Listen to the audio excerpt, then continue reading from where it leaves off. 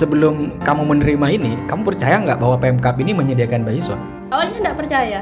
Awalnya nggak Soalnya percaya. kok bisa gitu? Kan dari dulu nggak pernah ada beasiswa untuk mahasiswa kedokteran.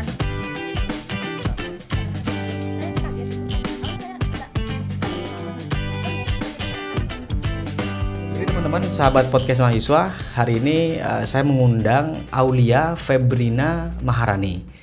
Dia merupakan mahasiswa kedokteran di Universitas Airlangga Surabaya. Namun kita tidak akan bahas banyak tentang itu ya, karena yang ingin kita bahas tentang beasiswa atau pembiayaan kamu lanjut kuliah. Informasinya kamu sebagai salah satu penerima beasiswa yang diprogram oleh Pemkab Pamekasan. Ya benar. Jadi pertanyaannya kan sederhana, ini benar nggak kamu menerima beasiswa atau enggak gitu kan? Jangan-jangan orang menilai benar nggak Pemkab memberikan beasiswa kan begitu? Oh iya. Tapi hari ini dia merupakan salah satu bukti konkret ya. Tapi beneran ya menerima beasiswa. Benar. Oke. Jadi kalau boleh diceritakan, jadi prosesnya bagaimana dari awal untuk daftar di beasiswa ini? Jadi pertama itu panjang ya tentunya. Awalnya itu kita itu harus mempersiapkan diri dulu, harus kayak belajar, terus berdoa dulu. Ya, apa gunanya kita itu diterima beasiswa ini tapi kita tidak lolos di UNER. Jadi kita itu harus mempersiapkan dulu, terus mempersiapkan berkas-berkas juga untuk semacam persyaratan di beasiswa ini. Persyaratannya apa saja? Persyaratannya itu cukup banyak ya. Yang pertama itu ada KK, terus ada KTP juga kalau ada.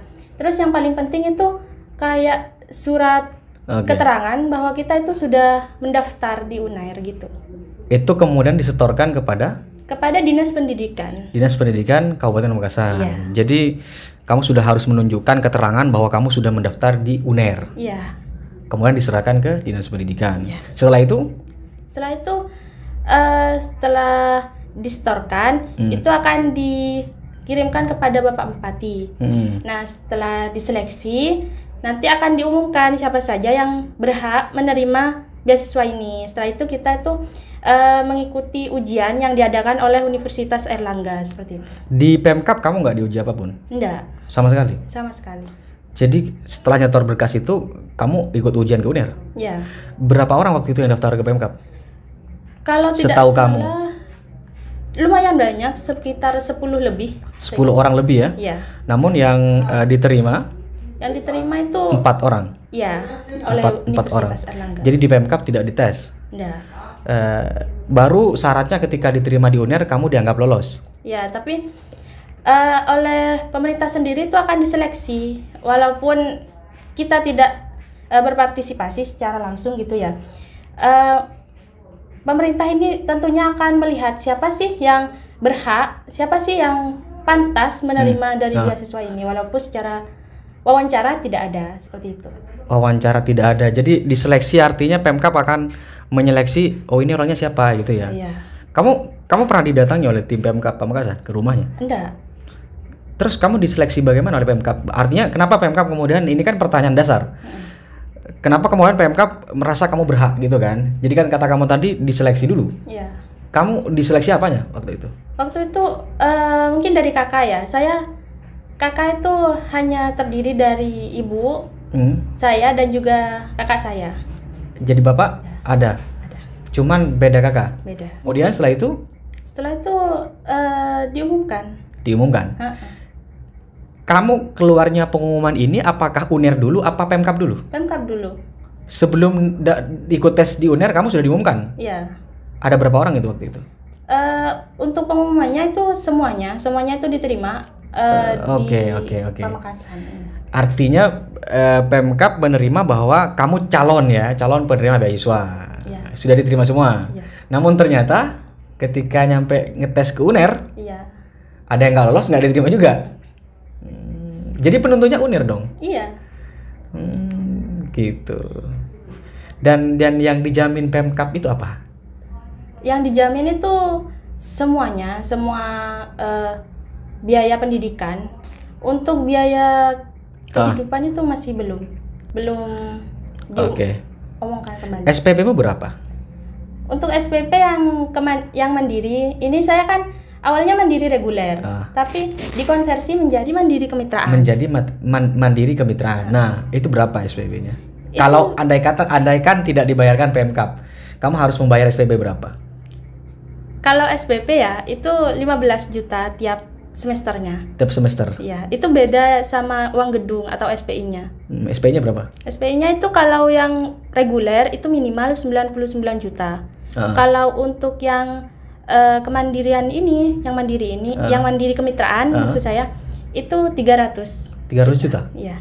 Jadi itu selama 1 semester? Iya. Kalau kamu hitung-hitung 1 semester berapa?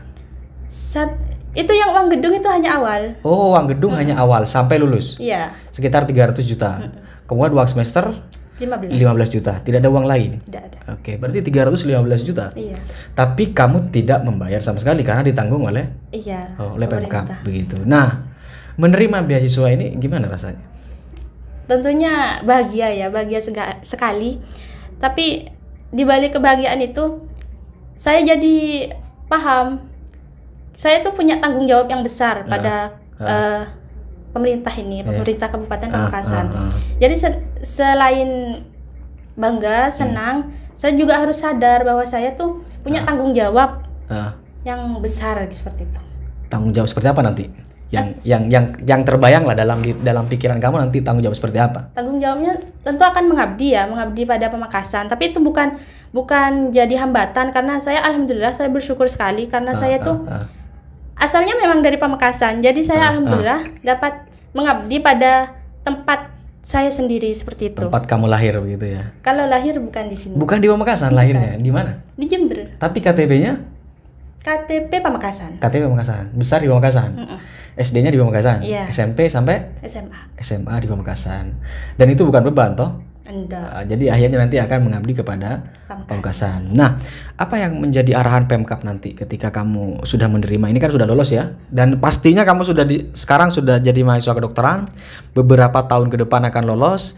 Yang pernah disampaikan oleh Pemkab apa kepada penerima, kamu lah sebagai penerima beasiswa ini? Iya. Untuk itu setelah lolos nanti kita itu diwajibkan untuk mengabdi pada masyarakat, kepada Kabupaten Pamekasan ini sendiri. Untuk waktu mengabdinya itu sekitar 11 tahun. 11 itu tahun. Wajib mengabdi. Mengabdinya bentuknya seperti apa katanya? Mengabdi itu ya memberikan pelayanan pada masyarakat, ikut semua yang diarahkan oleh pemerintah seperti itu, mau ditempatkan di mana kita itu harus terima gitu. Oke. Ini kembali ke awal dulu. Jadi awal proses beasiswa sebelum kamu menerima beasiswa ini, kamu percaya nggak bahwa Pemkab ini menyediakan beasiswa? Awalnya nggak percaya. Awalnya nggak percaya? Itu kan kalau nggak salah 20 dulu yang kuotanya. Iya. Kok bisa gitu? Kan dari dulu nggak pernah ada beasiswa untuk mahasiswa kedokteran khususnya ya. Yang difasilitasi Pemkab? Nggak pernah ada. Jadi dan nggak pernah tahu ada gitu ya? Iya. Saya itu kaget gitu. Awalnya saya nggak begitu pengen ke kedokteran karena itu besar ya biayanya. Biayanya besar. Besar sekali. Jadi waktu kelas 12 itu saya pernah kehilangan keinginan untuk masuk kedokteran. Karena itu saya pernah mungkin diingatkan ya oleh seseorang. Kamu tuh kalau nggak mampu ya udah nggak mampu gitu aja. Oke. Jadi saya ya udah nggak apa-apa nggak kedokteran. Jadi pas SBM saya nggak ngambil kedokteran semua. Jadi salah satunya dan alhamdulillah yang satunya itu diterima. Yang jurusan? Yang jurusan farmasi. Farmasi Jember. Di Jember. Universitas. Nah, terus setelah itu? Ini gimana ceritanya? Ini kan masuk ke Jember dulu. Jember dulu apa Unir dulu daftarnya? Kan SBM. SBM-nya. SBM terus. Nah, habis itu dengar ada program dari Pemkab. Kalau bakal biayain mahasiswa kedokteran. Itu saya nyoba. Awalnya nyoba nanya ke BK. Bu, bener gak gitu? Nanya, Bu, ini saya dengar ada apa? Beasiswa dari Pemkab. Ternyata ini belum ada Nak dari dari Pemkab. Mungkin awal-awal jadi belum ada sosialisasi Oke, sorry. Kamu sekolahnya di mana dulu? Di SMA Negeri 1 Pamekasan. Seman saya. Oke, lanjut. Setelah itu? Nah, setelah itu saya nanya, oh mungkin awal-awal ya. Iya. Kan waktu itu belum SNM, belum SBM. Iya.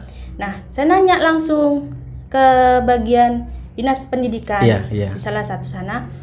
Ternyata ada, oh ya kalau gitu mau nyoba, bisa ndak gitu. Ternyata alhamdulillah bisa. Bisa dan diterima? Dan dari awalnya tidak percaya? Iya. Oke. Dan akhirnya dari yang awal tadi pupus harapan untuk masuk ke kedokteran, jadi akhirnya sekarang sampai juga di pintu masuk UNER dan di jurusan kedokteran gitu ya. Dan memang dari dulu ingin jadi dokter? Iya, jadi saya tuh waktu kecil kan nenek saya tuh mantri ya. Mantri pertama di desa. Nah itu di Jember? Enggak, di sini. Okay. Jadi pas ada orang mau suntik, saya yang nemenin gitu. Yang oh iya duduk dulu gitu. Kamu yang nemuin? Enggak, maksudnya kayak nyuruh duduk dulu. Iya. Anggaplah resepsionis ya. Resepsionis kecil waktu itu. Nah, waktu itu jadi kayak pengen gitu bantu-bantu orang. Pas nenek saya udah meninggal, banyak yang masih ke rumah. Terus siapa yang ngobatin? Nggak ada udah.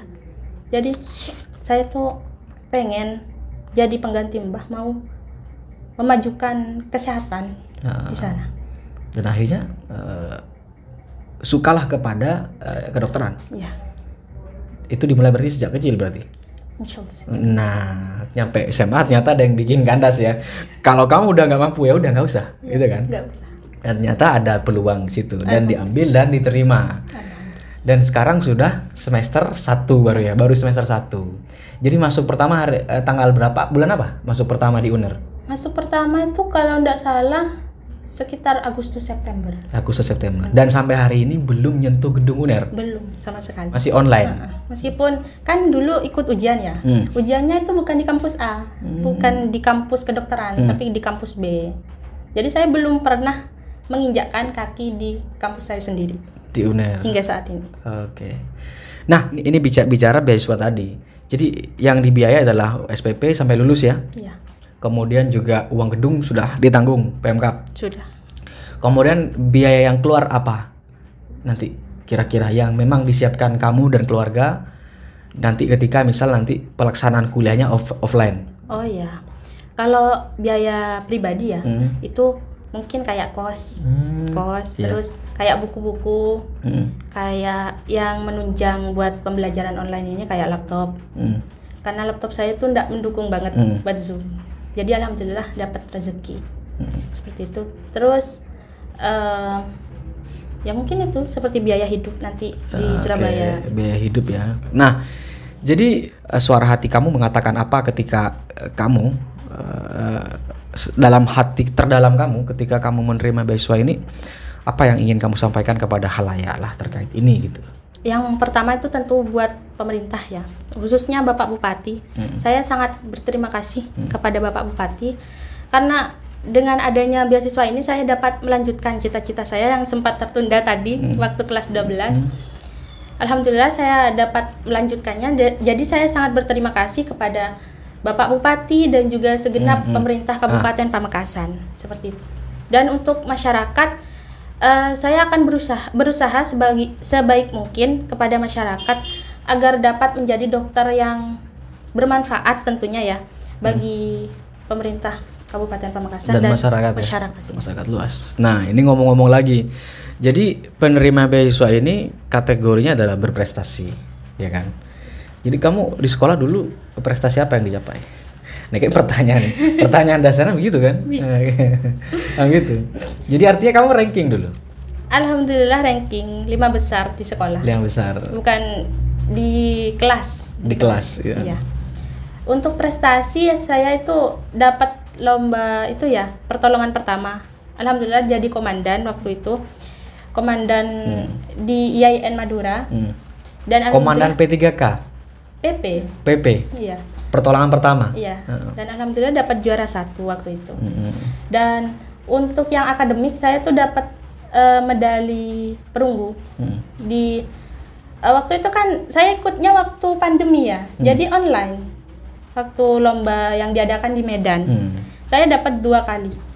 PP juga soal lomba apa itu? Kimia. Online, perwakilan SMA 1? Enggak, itu pribadi. Oh, ikut pribadi? Iya. Juara berapa? Juara perunggu ketiga. Perunggu, berarti juara ketiga. Itu tingkat nasional itu. Nasional, semua. Tingkat siswa? Ya, ya siswa SMA. Siswa SMA. Itu tidak mewakili SMA? SMA mau nggak? Ikut pribadi? Iya. Itu olimpiade apa? Olimpiade kimia. Khusus olimpiade kimia ya? Oke, jadi prestasi itu makanya kan misalnya orang nanya kan yang sering disampaikan Pemkab untuk menerima beasiswa kedokteran ini orang yang berprestasi. Makanya kan kalau misalkan halayak nanya prestasi Aulia ini apa, makanya saya tanya gitu kan. Jadi agar orang juga tahu atau nanti adik-adik kamu tahu prestasi apa yang mesti dicapai ketika untuk ingin menerima atau menjadi calon penerima beasiswa ini kan begitu. Nah selain itu apa prestasinya? Ada lagi saya dapat juara nasional, alhamdulillah juara 3 juga di lomba fotografi di Canon Foto Marathon. Waktu itu di Jogja pelaksanaannya. Jadi juga paham fotografi berarti? Alhamdulillah sedikit-sedikit. Jadi kemampuannya apa saja ini? Selain tadi kimia juga bisa, fotografi juga bisa. Berarti nanti selain jadi dokter nanti jadi fotografer gitu. Amin. Tapi di bidang yang menjurus kepada kedokteran, prestasimu apa? Untuk biologi saya belum ikut olimpiade. Saya lebih tertarik ke kimia waktu itu. Jadi yang saya ikuti lomba-lomba akademik itu kimia, bukan di biologinya. Jadi tidak ada yang mengarah kepada kedokteran langsung? Tidak ada. Tapi sebenarnya kimia dan biologi itu bersinggungan. Jadi bukan saling tersinggung ya? Enggak, bukan. Bersinggungan ya? Bukan. Jadi kalau di kedokteran sendiri kan ada namanya biokimia. Itu kan juga berhubungan seperti itu. Oke. Jadi bisa membantu. Apa yang kamu ketahui tentang kimia bisa membantu kamu di kedokteran? Iya. Oke. Selain itu apa lagi prestasinya? Mungkin seperti itu. Tidak pernah juara puisi, lomba puisi? Kan biasanya nanti ketika jadi dokter, ketika ada pasiennya lagi bingung atau lagi susah, kita bacakan puisi misalkan. Oh. Belum pernah ikut lomba puisi? Belum, tapi suka puisi dulu. Suka puisi. Nah, gitu kan. Jadi kan dokter kan tidak hanya mengobati tapi juga menghibur dalam arti agar pikiran-pikiran pasien ini tidak makin berat ketika di rumah sakit kan begitu. Oke. Nah, ini selanjutnya juga. Mohon maaf. Jadi kan kategori juga yang diberikan Pemkab itu adalah kamu berprestasi, kamu mungkin juga tergolong tidak mampu. Jadi apa benar kamu tidak mampu atau kamu mampu secara ekonomi? Andaikan tidak diberi beasiswa oleh Pemkab. Kalau itu ya, kakak bisa lihat sendiri ke rumah saya gimana kondisinya. Lalu kalau misal tidak dapat beasiswa ini, mungkin saya tidak akan kuliah di kedokteran karena mahal. Dan saya yakin itu ndak bisa berlebih gitu. Maksudnya keuangan saya tuh pas-pasan di keluarga saya. Okay. Ibu saya sendiri tuh TK honorer. Iya. Di sana, swasta. Membiayai masih kakak saya yang masih kuliah di Malang. Di Malang. Jadi saya tuh ndak pernah terpikir kalau misalnya tidak ada beasiswa ini, saya mungkin ndak akan masuk ke kedokteran seperti itu. Jadi artinya untuk mengukur kamu mampu dan tidak mampu, andai kata tidak mendapat beasiswa, kamu tidak bisa melanjutkan ke kedokteran. Iya. Tolak ukurnya di situ ya. Yang paling orang bisa melihat bahwa andai kata Aulia ini tidak mendapat beasiswa, maka dia tidak bisa melanjutkan di kedokteran. Jadi artinya itu tolak ukur bahwa dia memang hidup di keluarga yang kurang mampu, begitu ya. Kemudian kakak kamu yang membiayai ibu kamu. Iya. Tentu juga tidak berlebih ya, artinya pas-pasan. Pas-pasan. Masih minta keringanan juga. Minta keringanan ke pihak kampus gitu ya. Tapi tidak menerima beasiswa juga. Tidak. Oke. Nah, ini mungkin jadi diskusi yang terakhir. Jadi bagaimana pola kehidupan keluarga kamu, ibu kamu, keluarga kamu agar kamu atau mendorong kamu menjadi anak yang berprestasi. Bagaimana lingkungan kamu di situ, ibu kamu mendidik kamu sehingga kamu sampai hari ini ya akhirnya lolos juga kan, tidak mudah juga lolos di UNER kan, kan begitu. Kalau untuk lingkungan ya, itu mendukung. Ibu saya itu mendukung sekali untuk saya dapat berprestasi. Tapi saya tuh tidak boleh meninggalkan kewajiban saya sebagai manusia. Kayak sholat, nggak boleh sampai lupa. Kalau belajar terus, nggak sholat apa gunanya? Terus nggak boleh juga sampai meninggalkan lingkungan sosial. Jadi saya tuh harus kerjain ini, tugas-tugas di rumah itu harus juga jalan selain belajar gitu. Oke, jadi itu belajar artinya didukung oleh keluarga kamu, tapi jangan sampai gara-gara belajar kamu lupa segalanya kan begitu. Oke. Dan apakah sampai hari ini belum ada pengumuman kapan nanti kamu akan masuk ke UNER secara offline? Kalau itu ya, saat ini sudah ada wacana hybrid. Jadi yang dekat sama Surabaya itu boleh masuk, tapi dalam kegiatan tertentu saja, seperti kalau ada praktek seperti itu. Tapi kalau yang di luar Surabaya atau di luar Jawa itu mungkin ini kemungkinan itu masuknya sekitar semester 2. Oh, semester 2. Oke. Kalau praktek gimana nanti? Online juga? Kalau saat ini prakteknya enggak berat ya. Kayak dikasih semacam preparat tapi langsung jadi kayak foto gitu. Jadi enggak berat. Kalau buat yang praktek-praktek anatomi itu harus di Surabaya. Enggak harus sih, tapi diutamakan. Oke. Waktu itu lulus di UNER, kamu nilainya berapa? Lulus dalam mandirinya atau UTBK-nya? UTBK-nya? UTBK-nya saya tidak lulus di UNER. Di UNER? Enggak. Lulus di farmasi. UNED ya. Terus di mandirinya? Di mandirinya itu saya alhamdulillah lulus di UI juga. UI sama UNAIR. UI jurusan apa? Kimia. Di UI lulusnya jurusan kimia. Ya. Di UNER jurusannya kedokteran. Itu mandiri. Jalur mandiri. Tapi karena kamu terikat mandiri kemitraan, daftar ke Pemkab. Jadi yang di UNER ini kamu mandiri kemitraan. Iya, dikonversikan. Kalau misalkan nanti misalnya lulusnya di UI, kamu ngambil di UI, kamu nggak dapat kemitraan? Enggak. Bayar sendiri? Iya. Oh, berarti milihnya mandiri kemitraan gitu ya. Tapi emang lebih cenderung ke UNER apa ke UI dulu? Enggak pernah terpikir, cuma mau nyoba. Nyoba aja? Ya. Jadi UI dites ini ya, dicoba-coba. Jadi akhirnya lulus di UNER ya. Lagian terlalu jauh kan UI di Jakarta. Anak cewek apalagi ya. Enggak boleh jauh-jauh dari keluarga gitu. Oke. Dan nanti ketika kamu lulus saya enggak paham betul.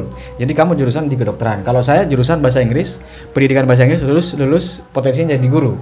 Tapi kalau di UNER, di universitas terbuka, saya enggak tahu. Jadi kamu di fakultas kedokteran nanti lulusnya jadi dokter umum atau jadi dokter spesialis atau gimana? Oh iya. Untuk lulusnya itu, habis lulus itu sebenarnya harus jadi dokter muda dulu. Jadi dokter muda. Jadi koas. Dokter koas dulu di Dr. Sutomo Surabaya. Nah, setelah berapa bulan? Selama 2 tahun. Selama 2 tahun. Modelnya seperti itu. Ya. Jadi lulus dari UNER kemudian di dokter muda dulu. Nyebrang. Kan berhadapan itu. Terus. Nah, habis kalau udah kemampuannya itu udah mantap gitulah.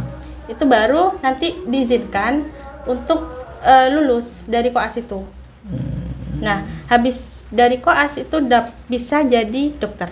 Jadi yang lulusan dokter itu masih harus jalanin koas dulu. 2 tahun? Semuanya di Dr. Sutomo? Iya. Tidak boleh di rumah sakit lain? Enggak, nanti ada beda lagi kalau mau ngabdi ke tempat lain. Setelah itu lulus baru bisa kembali ke Pamekasan? Iya. Itu untuk pendidikannya 3,5 tahun. Untuk koasnya 2 tahun. Oke, berarti tidak sampai 4 tahun? 5,5 tahun. Artinya untuk kuliahnya saja itu nggak sampai 4 tahun? Oh iya. Nggak sampai 4 tahun? Iya. 3,5 tahun? Iya, kalau di programnya seperti itu. Tapi tergantung anak-anaknya ya. Iya, bisa saja nanti lulus telat juga ya. Oke, terima kasih Aulia sudah datang di podcast mahasiswa.